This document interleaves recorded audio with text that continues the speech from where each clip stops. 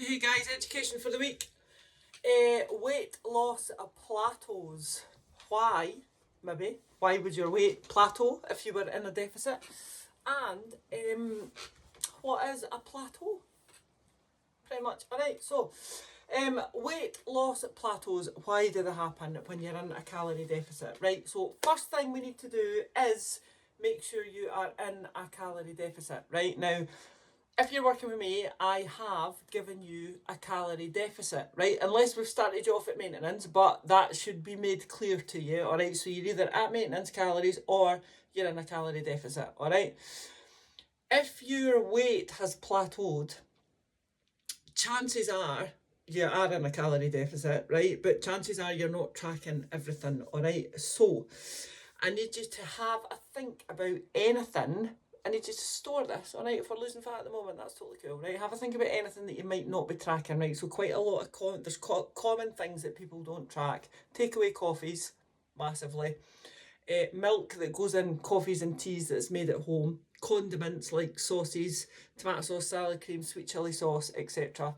Knife swipes out the jar. I am absolutely guilty of this with Nutella, right? But Nutella, peanut butter, the two most common things. Jams and marmalades, yes, but Nutella and peanut butter are like hefty calorie wise, all right? And if you're going to stand and eat a level tablespoon of peanut butter or Nutella, I think Nutella is about 80 calories per teaspoon or per 15 grams or something, right? It's quite calorific. It's banging, by the way, but it's calorific, all right? So you would need to have a think about things like that you've not been tracking. That could possibly tip you. I mean, you might think, oh, do you know, like 80 grams on Nutella is fine. But if you're doing that 3 or 4 times a day, right, over the course of the week, you're speaking about 200 calories, right? No bother. That is absolutely enough to take you out your deficit, all right? Like a lot of my clients were on mini deficits, like the smallest deficit I can get you on to get you fat loss because we want to make it manageable, all right? The other thing that could be happening is you could cut your activity. So when we work out your calories and we work out your deficit, your calories originally, before the deficit comes off, are based on your activity level that you have given me off that little graph thing that I've sent you.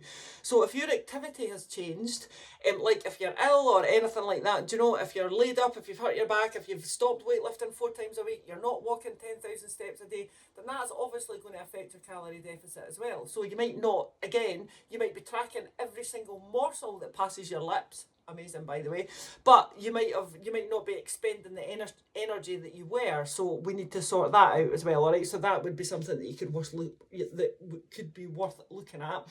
The other thing is, if the scales aren't moving, if you've had a shitty night's sleep, the scales will jump. If you're dehydrated, if you've just absolutely stopped drinking water for whatever reason, the scales will jump.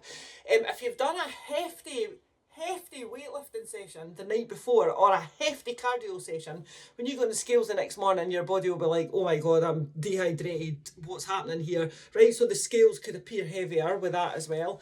If there was something else I was going to say, if you just decided to randomly start weighing yourself at night, I don't know why you would do that, right? You should all know that we weigh ourselves first thing in the morning, after you've done a pee, maybe a poo as well. But if you start weighing yourself at night, you still have a lot of the body's food in your tummy, so that's obviously going to step, like the sheer volume is obviously going to tip the scales over the edge. All right, and the other thing is, if you're having your dinner late at night and you're getting up in the morning and then you're going on the scales, then again, you've just added a sheer volume amount of food, which is still sitting in your stomach and it's not been processed yet, so that could put the scales up, all right?